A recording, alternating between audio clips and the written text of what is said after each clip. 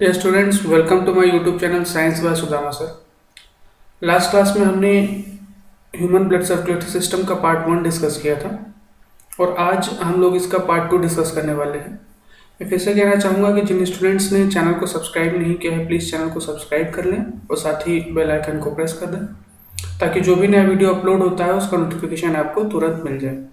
तो आइए हम लोग स्टार्ट करते हैं हमारे क्लास जो है ह्यूमन ब्लड सर्कुलेटरी सिस्टम या मानव रक्त परिसंचरण का पार्ट 2। सबसे पहले हम लोग देख लेते हैं कि लास्ट क्लास में हमने क्या क्या डिस्कस किया था। तो हमने ब्लड सर्कुलेटरी सिस्टम मतलब रक्त परिसंचरण तंत्र के बारे में पढ़ा था कि ये क्या होता है, इसका क्या काम होता है, किसके द्वारा खोजा गया था और इसके कंपोनेंट्स क्या क्या है। इसके कंपोनेंट्स के अलावा फिर हमने इसके टाइप्स के बारे में बात किया था कि ब्लड सर्कुलेटरी सिस्टम जो है ये 2 टाइप का होता है, एक ओपन टाइप, एक क्लोज टाइप। और हमने ये पाया था कि हमारा मतलब ह्यूमन का जो ब्लड सर्कुलेटरी सिस्टम है ये कैसा होता है, क्लोज टाइप होता है और साथ ही साथ ये डबल सर्कुलेटरी सिस्टम होता है। ठीक है ना। अब डबल सर्कुलेटरी सिस्टम में हमारे पास 2 लूप होते हैं, एक जो लंग्स के लिए होता है ये कहलाता है पल्मोनरी ब्लड सर्कुलेशन और बाकी बॉडी पार्ट के लिए जो होता है ये कहलाता है सिस्टमिक ब्लड सर्कुलेशन। तो पल्मोनरी और सिस्टमिक 2 है क्योंकि 2 बार ब्लड पंप हो रहा है इसलिए हमारा डबल सर्कुलेशन होता है। तो ह्यूमन ब्लड सर्कुलेटरी सिस्टम जो होता है ये close type double circulatory system होता है, बंद प्रकार का दोहरा परिसंचरण तंत्र होता है। अब कंपोनेंट की बात करें तो हमने डिस्कस किया था ब्लड वेसल्स के बारे में, मतलब रक्तवाहिकाओं के बारे में कि 2 टाइप की होती है, आर्टरी और वेन।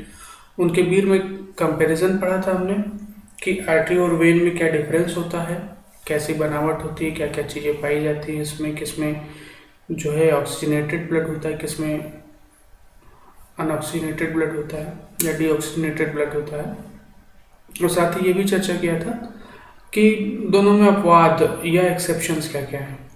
और फिर हमने डिस्कस किया था हमें ह्यूमन हार्ट के बारे में कि ह्यूमन हार्ट क्या होता है, कितने चैम्बर्स होते हैं, किस प्रकार के टिश्यू से बना होता है, कितनी लेयर्स होती है, क्या प्रोटेक्टिव लेयर होती है। साथ ही कंपेयर किया था डिफरेंट वर्टिब्रेट्स के हार्ट को, मतलब इसमें 2 चैम्बर, 3 चैम्बर, 4 चैम्बर के हार्ट पाए जाते हैं, ये सारा कुछ डिस्कस किया था।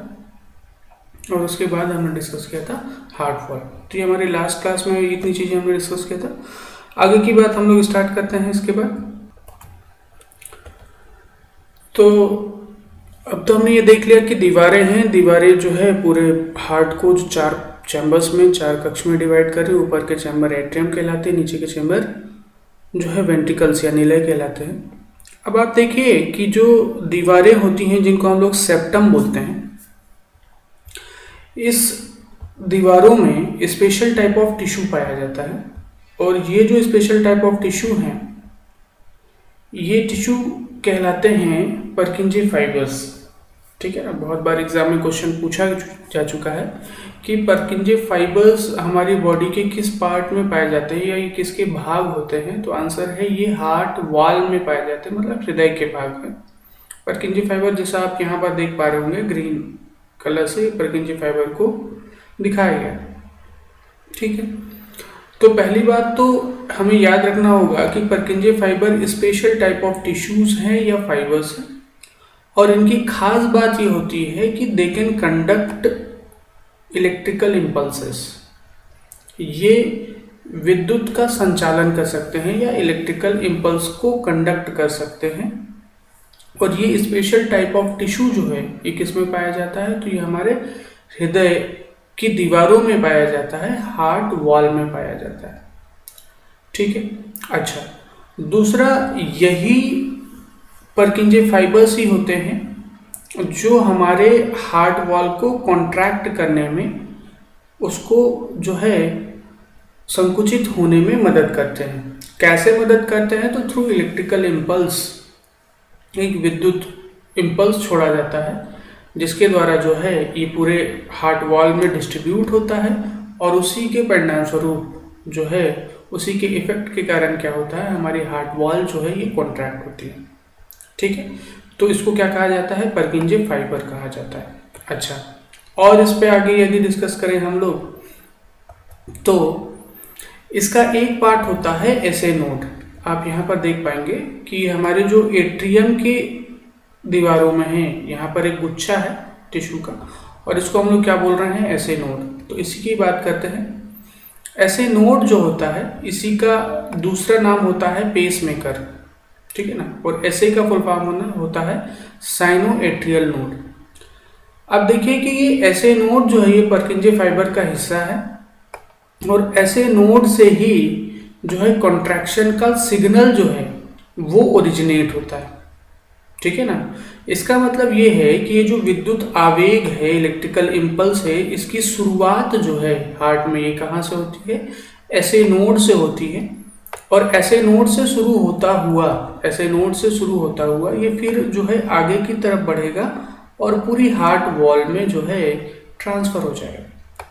और इसी के कारण क्या होता है, फिर जो है हमारी हृदय की दीवारें सिकुड़ती हैं। अब सबसे पहला कॉन्ट्रैक्शन कहाँ आएगा, तो एट्रियम में आएगा, और उसके बाद का कॉन्ट्रैक्शन कहाँ आएगा, तो वेंट्रिकल्स में आएगा। आलिंद सिकुड़ेंगे पहले और उसके बाद निलय। तो हमें पर्किंजे फाइबर याद रखना है और उसके बाद ऐसे नोड याद रखना है। एग्जाम में बहुत बार क्वेश्चन पूछा जाता है कि इलेक्ट्रिकल इम्पल्स की शुरुआत ओरिजिनेट कहाँ होता है, इलेक्ट्रिकल इम्पल्स ये विद्युत आवेग शुरुआत कहाँ होती है, तो आंसर है ऐसे नोड से। फुल फॉर्म क्या होता है, तो साइनोएट्रियल नोड। साइनोएट्रियल नोड से ही जो है कॉन्ट्रैक्शन सिग्नल ओरिजिनेट होता है और यहीं से जो है दीवारों में सिकुड़ने की क्रिया जो है ये शुरू होती है, ठीक है। अच्छा, आगे चल करके यही टिश्यू फिर ये पर्किंजे फाइबर एक और गुच्छा बनाते हैं और इसको कहा जाता है AV node, atrioventricular node. तो ऐसे नोड जो है ये एट्रियम वॉल में पाया गया और एवी नोड जो है ये जो है वेंट्रिकल्स या और आलिंद मतलब एट्रियम दोनों के बीच की दीवार में पाया जाता है और इसका नाम क्या है, एवी नोड। ये उसी इम्पल्स को आगे की तरफ कंडक्ट करेगा और वेंट्रिकुलर वॉल को मतलब निलय की दीवारों को संकुचित होने में सिकुड़ने में मदद करेगा, ठीक है। और इन्हीं टिश्यू के साथ, इन्हीं ऊतकों के साथ जो पूरा का पूरा सिस्टम बनाता है ये स्पेशल टिश्यू कहलाते हैं बंडल ऑफ हिस। और इन टिश्यू से बने पूरे इस भाग को, इस सिस्टम को हम लोग क्या बोल रहे हैं, बंडल ऑफ हिस बोल रहे हैं। मतलब बंडल ऑफ हिस उन स्पेशल मांसपेशियों से, उन मसल्स से बना हुआ है जो क्या करते हैं, इलेक्ट्रिकल इम्पल्स को कंडक्ट करते हैं और हमारे हार्ट को कॉन्ट्रैक्ट और रिलैक्स होने में मदद करते हैं और इसी से जो है हमारी हृदय गति चलती है, हार्ट बीट चलती है। इसका ये मतलब हुआ कि पूरा हार्ट जो हमारा कॉन्ट्रैक्ट और रिलैक्स हो रहा है ये किसकी मदद से हो रहा है, तो बंडल ऑफ हिस की मदद से हो रहा है। इसी में हमारा आता है पर्किंजे फाइबर। पर्किंजे फाइबर एक पूरा का पूरा नेटवर्क है जो इलेक्ट्रिकल इम्पल्स को कंडक्ट करता है। यहीं पर दो नोड आते हैं, दो गुच्छे आते हैं। जो हमारे एट्रियम वॉल में पाया गया उसको कहा जाता है एसे नोड और जो हमारे वेंट्रिकुलर वॉल में पाया गया उसको कहा जाता है एवी नोड।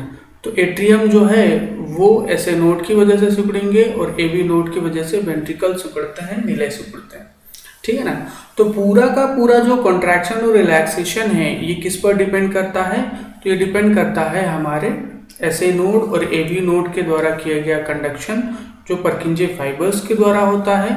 और ये सारे टिश्यू मिलकर के जो है बंडल ऑफ हिस बनाते हैं।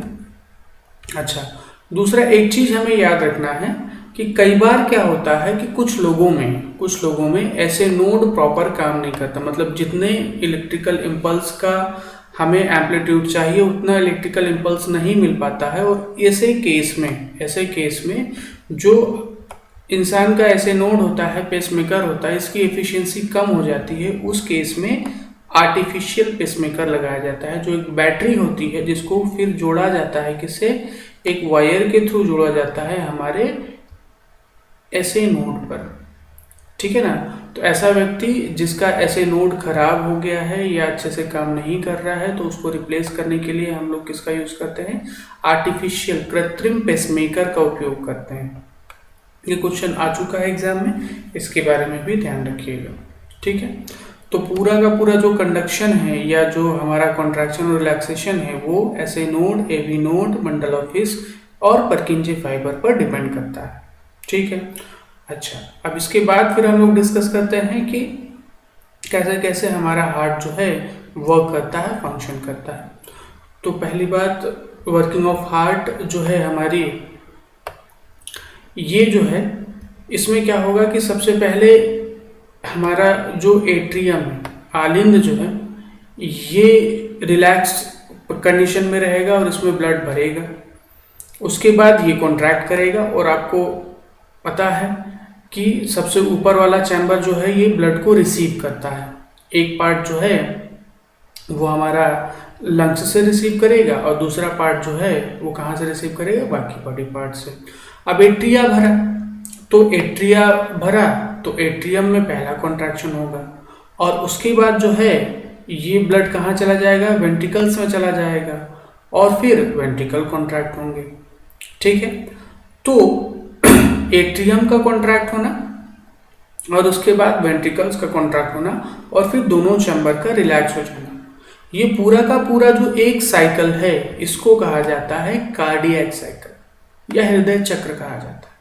ठीक है ना, तो याद रखिएगा कि हमारा हृदय जो है, हमारा हार्ट जो है, जब एक बार कॉन्ट्रैक्ट करके रिलैक्स कर लेता है तो ये हमारी एक हार्ट बीट होती है और इसको क्या नाम दिया जाता है, तो इसको कार्डियक साइकिल कहा जाता है या हृदय चक्र कहा जाता है। ठीक, पहली बात। दूसरी चीज जो है, इस पूरे एक हृदय चक्र में, इस पूरे एक हार्ट साइकिल में 0.8 सेकंड का समय लगता है। ठीक है, तो और हमारा जैसे मोस्टली आप लोग को भी पता होगा कि हम लोग कहते हैं कि हमारा हृदय जो है, हमारा हार्ट बीट जो है 72 टाइम्स पर मिनट होता है। ठीक है ना, तो 0.8 में यदि हम लोग जो है 0.8 सेकेंड का यदि हम लोग एक हार्ट बीट देखें तो एक मिनट में ये टोटल कितना लिखता है, तो ये एवरेज निकलता है 72, तो वो 72 यहीं से आया है। ठीक है, तो 0.8 सेकेंड लगते हैं एक पूरे के पूरे साइकिल को, एक मिनट में लगभग 72 साइकिल्स कंप्लीट हो जाते हैं। इसलिए कहा जाता है कि हमारा जो एवरेज हार्ट बीट होता है वो होता है 72 टाइम्स पर मिनट। तो इतनी बात समझ में है कि हमारा एट्रियम और वेंट्रिकल मतलब आलिंद और निलय कॉन्ट्रैक्ट होते हैं, रिलैक्स होते हैं, और एक बार इनका कॉन्ट्रैक्शन रिलैक्सेशन हो जाए तो इस पूरे साइकिल को, इस चक्र को कहा जाता है कार्डियक साइकिल और ये 0.8 सेकेंड का होता है। अच्छा, दूसरा देखिए, हार्ट वाल का कॉन्ट्रैक्ट होना, चाहे वो एट्रियम हो या वेंट्रिकल हो, और उसका रिलैक्स होना, इन दोनों को साइंटिफिकली नाम दिया गया। ठीक है, पहली चीज, जब कभी भी कॉन्ट्रैक्शन होगा मतलब संकुचन होगा, ठीक है ना, तो क्या होगा कि हार्ट के एक चैम्बर से ब्लड दूसरे चैम्बर में मूव करेगा। ठीक है ना, और इसको कहा जाता है सिस्टोल। ठीक है, इसको साइंटिफिकली हम लोग क्या बोलते हैं, सिस्टोल बोलते हैं। अच्छा, दूसरा, जब ये चैम्बर्स रिलैक्स करेंगे मतलब इनमें प्रसार आएगा या कहा जाए विश्राम होगा, तो इसको साइंटिफिकली कहा जाता है डायस्टोल।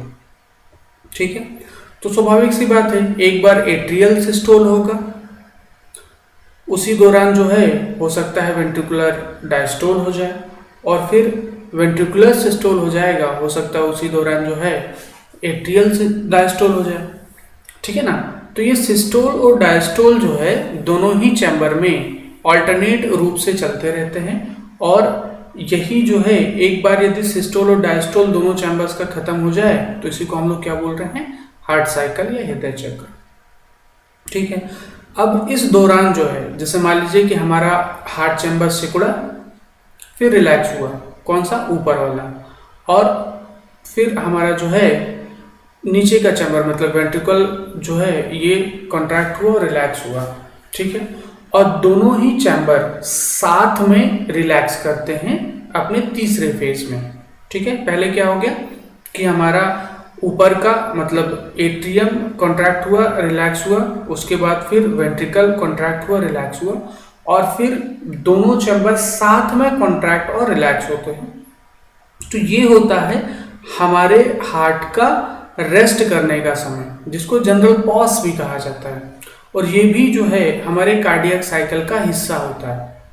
ठीक है ना, तो याद रखिएगा कि कॉन्ट्रैक्शन रिलैक्सेशन के बाद एट्रियल कॉन्ट्रैक्शन रिलैक्सेशन और वेंट्रिकुलर कॉन्ट्रैक्शन रिलैक्सेशन के बाद एक जनरल पॉज का भी समय आता है, और इस दौरान जो है हमारा हार्ट जो है वो रेस्ट करता है, आराम करता है। तो बहुत बार एग्जाम में क्वेश्चन ये भी पूछा गया है कि our heart take rest between, तो आंसर है our heart take rest between two heart beat, हमारे इधर दो धड़कनों के बीच आराम करता है। अच्छा, ये इसकी वर्किंग का ही पार्ट है, ऐसा नहीं है कि आराम कर रहा मतलब रुक गया है, ये रुका नहीं है, ये रिलैक्स कर रहा है। मतलब इसमें जो है क्या हो रहा है, मांसपेशियों में प्रसार हो रहा है। मांसपेशियों में जब प्रसार होता है, रिलैक्सेशन होता है, तो उसी को हम लोग बोलते हैं कि दे आर टेकिंग रेस्ट, उनको आराम मिल रहा है। ठीक है, तो ये पूरा का पूरा जो है एक हार्ट साइकिल या हृदय चक्र के बारे में डिस्कस किया। अब ये पूरा का पूरा जो सर्कुलेशन है कुछ इस प्रकार से होता है। देखिए, सबसे पहले जो है एट्रियम, दोनों एट्रियम भरते हैं।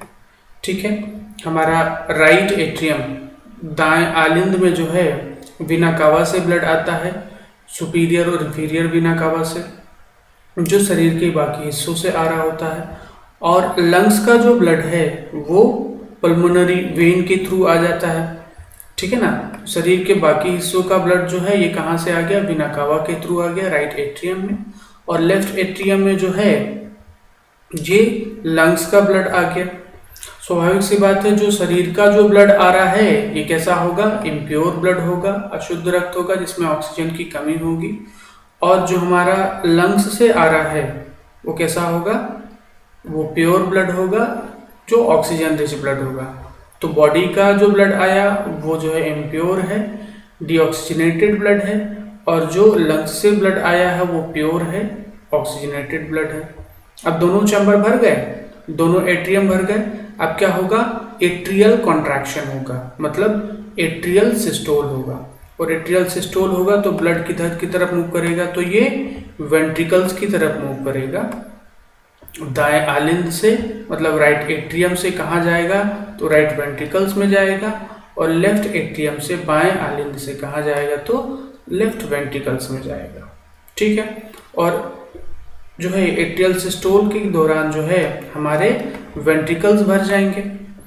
अब वेंट्रिकल्स में जो ब्लड भर गया, ठीक, तो इसके बाद हम कहाँ जाना है, तो लेफ्ट वेंट्रिकल का जो ब्लड है इसको जो है हमारी बॉडी पार्ट्स में डिस्ट्रीब्यूट होना है, क्योंकि ये प्योर ब्लड है।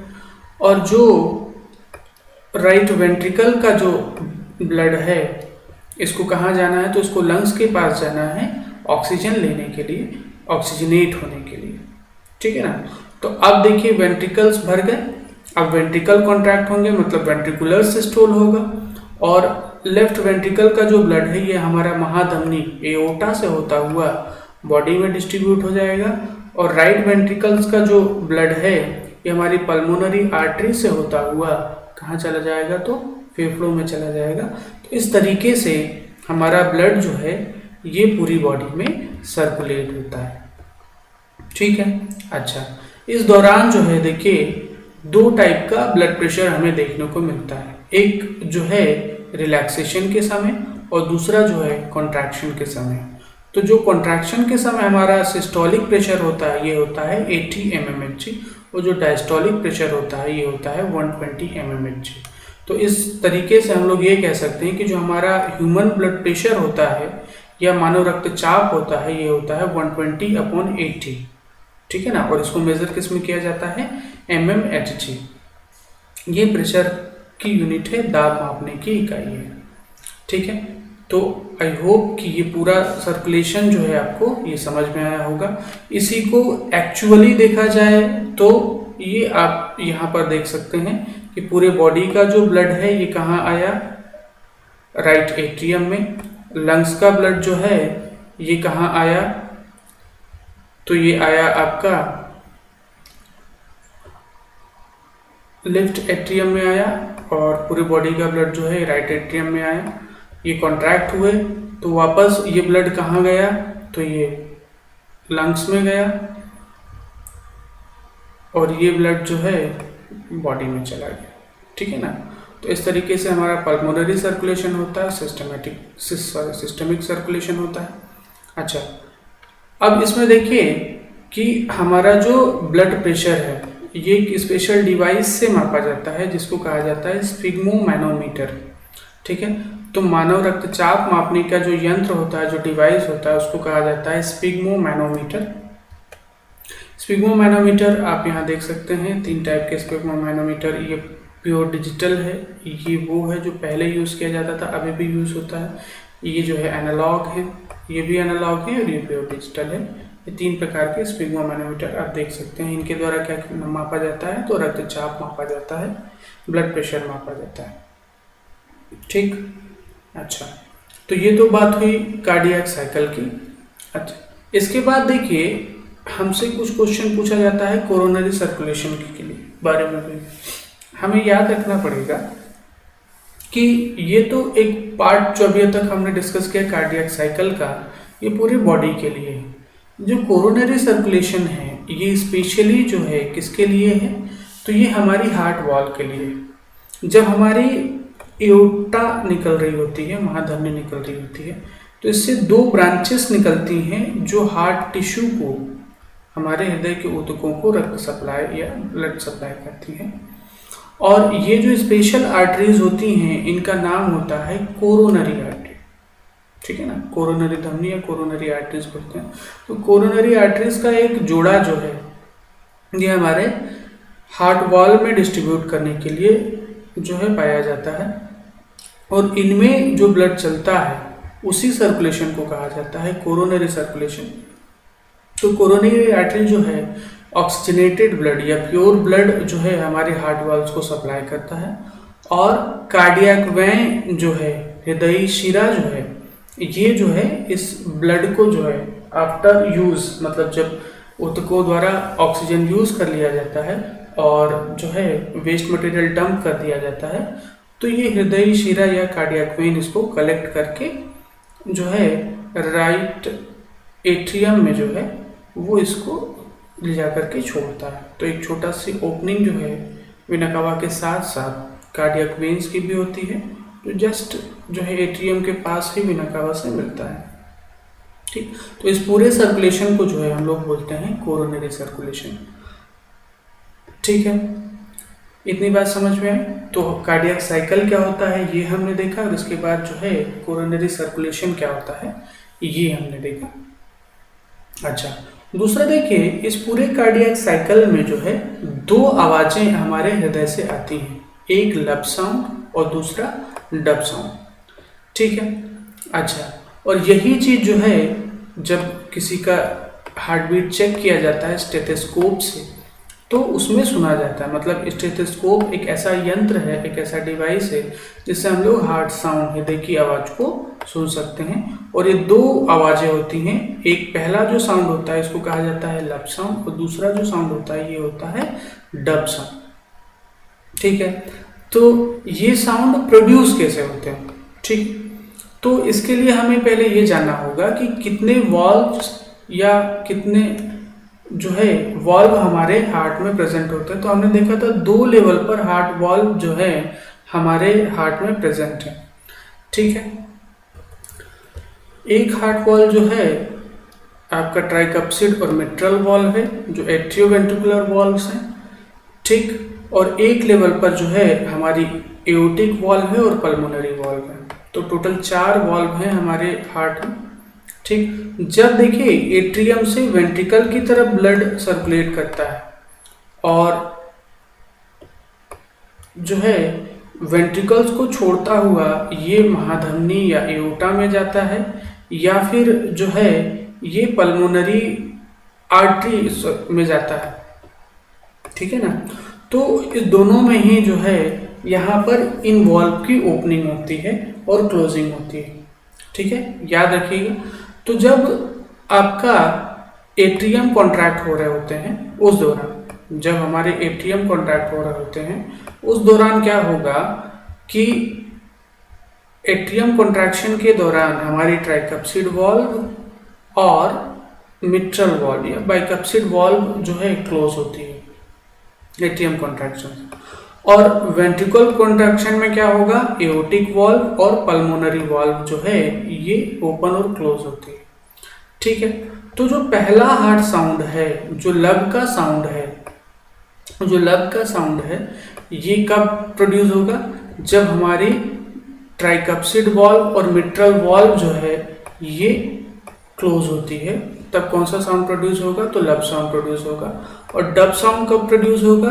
जब हमारी एओर्टिक वॉल्व और पल्मोनरी वॉल्व ये दोनों क्लोज होती है तो डब साउंड प्रोड्यूस होता है। ठीक है ना? तो ये भी हमें याद रखना है और ये भी बहुत बार एग्जाम में पूछा गया है कि लब साउंड कब प्रोड्यूस होता है और डब साउंड कब प्रोड्यूस होता है। तो याद रखिएगा, दो हार्ड साउंड हैं, लब साउंड और डब साउंड, और ये दोनों जो है वॉल्व के क्लोज होने पर प्रोड्यूस होते हैं। लब साउंड जो है ये एट्रियोवेंट्रिकुलर वॉल्व मतलब ट्राइकप्सिड और मिट्रल वॉल्व के क्लोज होने पर प्रोड्यूस होता है, और डब साउंड जो है ये एओर्टिक वॉल्व और पल्मोनरी वॉल्व के क्लोज होने पर प्रोड्यूस होता है। ठीक है, अच्छा, तो ये पूरा का पूरा जो है हमने कार्डियक साइकिल के बारे में डिस्कस किया, हार्ट साउंड के बारे में डिस्कस किया, और इसके अलावा अब हम लोग बात करते हैं ईसीजी के बारे में। ईसीजी का फुल फॉर्म होता है इलेक्ट्रोकार्डियोग्राम। ये एक डिवाइस होता है, एक यंत्र होता है जो ग्राफिकल आउटपुट देता है और हमारे हृदय की स्थिति को बताता है। ठीक है ना? तो ग्राफिकल टेक्निक है, पेनलेस टेक्निक है, जो छोटे छोटे इलेक्ट्रोड की मदद से ली जाती है। लगभग 10 इलेक्ट्रोड लगाए जाते हैं पूरी बॉडी में, कुछ चेस्ट में लगाए जाते हैं, कुछ रिब्स के पास लगाए जाते हैं, आर्म्स में लगाए जाते हैं और लोअर लिम्स में लगाए जाते हैं। टोटल मिला के 10 इलेक्ट्रोड से बना और एक डिवाइस जो ग्राफिकल आउटपुट देगा और हमारे हृदय की स्थिति या हार्ट स्टेट को बताता है। ईसीजी कहलाता है, फुल फॉर्म होता है इलेक्ट्रोकार्डियोग्राम या इलेक्ट्रोकार्डियोग्राफ। ईसीजी भी कहा जाता है, ईकेजी भी कहा जाता है। ठीक है, अच्छा, अब देखिए बहुत बार एग्जाम में क्वेश्चन पूछा गया है हार्ट अटैक के बारे में, या जिसको स्ट्रोक भी कहा जाता है, दिल का दौरा पड़ना, हृदयाघात या स्ट्रोक। ये होता क्या है? तो देखिए, यदि किसी भी कारण से हमारी जो हार्ट मसल्स हैं, ये स्पेशल टाइप ऑफ टिश्यू हैं और इनमें एक बार यदि डेथ होता है तो रिपेयर नहीं होता है। तो यदि कोई भी सेगमेंट, कोई भी भाग हृदय का जिसमें डेथ हो जाता है टिश्यू का, तो इस स्टेज को या इस स्थिति को कहा जाता है अटैक या स्ट्रोक कहा जाता है। ठीक है, ये क्यों होता है? तो ये होता है ऑक्सीजन की कमी से, और ऑक्सीजन की कमी तभी होगी जब ब्लड सप्लाई में रुकावट आएगी। ठीक है, अब ये ब्लड सप्लाई में रुकावट कैसे आएगी? तो अभी हमने देखा था कोरोनरी सर्कुलेशन। इसका मतलब ये है कि यदि जो है कोरोनरी सर्कुलेशन में ब्लॉकेज आता है, ठीक है ना, हमारी कोरोनरी आर्टरी में किसी भी प्रकार का ब्लॉकेज आता है, ये ब्लॉकेज किससे हो सकता है? तो ये कोलेस्ट्रॉल का ब्लॉकेज हो सकता है, कोलेस्ट्रॉल प्लाक हो सकता है, या फिर ब्लड क्लॉट हो सकता है, जैसा आप इस इमेज में देख पा रहे हो। ठीक है, तो यदि कोरोनरी सर्कुलेशन में कोई भी रुकावट आती है तो क्या होगा? ब्लड सप्लाई जो है हार्ट वॉल में या हृदय की मांसपेशियों में, हार्ट टिश्यू में कम होगा। ब्लड सप्लाई कम होगा तो वहां पर ऑक्सीजन की कमी होगी। ऑक्सीजन की कमी होगी तो क्या होगा? उस सेगमेंट के टिश्यू जो है ऑक्सीजन डेफिशिएंसी के कारण जो है वो डेड हो जाएंगे, मर जाएंगे, और इसी स्थिति को कहा जाता है हार्ट अटैक या हार्ट स्ट्रोक, दिल का दौरा या स्ट्रोक, जिसको कहा जाता है हृदयाघात। ठीक है, अच्छा, ये 3 स्टेजेस में होता है, पहले 1/3, फिर 1/3, फिर 1/3, और क्या होता है? फिर हार्ट अटैक के कारण व्यक्ति की मृत्यु हो सकती है। ठीक है, अच्छा, इस दौरान क्या होता है? हृदय में बहुत ज़्यादा दर्द होता है जो चेस्ट पेन की तरह हमें समझ में आता है, और दूसरा जो है इलेक्ट्रिकल इंस्टेबिलिटी। ठीक है ना, मतलब विद्युत अस्थिरता देखी जाती है किसमें? हृदय में। और भी लक्षण हैं, जैसे जो ये चेस्ट पेन होता है, ये चेस्ट से होता हुआ धीरे धीरे ये बाहों की तरफ मतलब आर्म्स की तरफ बढ़ता है और ऊपर की तरफ जबड़े की तरफ बढ़ता है। ऐसे व्यक्ति को जबड़ा खोलने में दिक्कत होती है और साथ ही साथ जो है बाहों को फैलाने में दिक्कत होती है। नौसिया भी होता है, उल्टी जैसी या जी मचलना, और इसके अलावा जो है हृदय गति भी अनियमित हो जाती है। ऐसे बहुत सारे सिम्टम्स जो है हार्ट अटैक में देखे जाते हैं। तो इस पर भी क्वेश्चन आया है कि हार्ट अटैक होता क्यों है या इसका कारण क्या होता है। तो हमारा आंसर होगा कि हार्ट अटैक जो है कोरोनरी सर्कुलेशन में यदि कोई भी रुकावट आती है, जो कोलेस्ट्रॉल की वजह से हो सकती है या ब्लड क्लॉट की वजह से हो सकती है, जिसके कारण हृदय का कोई भी हिस्सा यदि डेड हो जाता है, उनके ऊतकों की मृत्यु हो जाती है, तो इस स्टेज को कहा जाता है हार्ट अटैक या दिल का दौरा पड़ना। ठीक है ना। तो ये सारा कुछ अभी हमने जो डिस्कस किया, ये डिस्कस किया हमने कार्डियक साइकिल के बारे में कि हमारा हृदय कैसे काम करता है, उसमें क्या विशेष प्रकार के जो है ऊतक पाए जाते हैं, जैसे हमने बंडल ऑफ हिस पढ़ा, पर्किंजे फाइबर पढ़ा, और उसके बाद जो है ऐसे नोड ए बी नोड की बात की, कैसे जो हमारा कार्डियक साइकिल वर्क करता है और कैसे पूरी बॉडी में हमारा ब्लड सर्कुलेट करता है। तो ये था हमारा ब्लड सर्कुलेटरी सिस्टम या रक्त परिसंचरण तंत्र। तो यहाँ पर ही हम लोग अपना जो है रक्त परिसंचरण तंत्र कंप्लीट करते हैं। जो भी क्वेरीज हो वो आप जो है कमेंट बॉक्स में लिख सकते हैं। आप इस क्लास के साथ अंत तक जुड़े रहें, उसके लिए वेरी वेरी थैंक यू। और यदि आपको लगता है कि आपका ये जो है ये वीडियो आपके लिए इम्पॉर्टेंट है और आपके दोस्तों के लिए भी इम्पॉर्टेंट है, तो प्लीज़ इसको लाइक करें और साथ ही साथ शेयर करें, ताकि दूसरे दोस्त भी आपके इसको देखें और इससे जो भी फ़ायदा हो सकता है उन्हें हो। Once again thank you very much.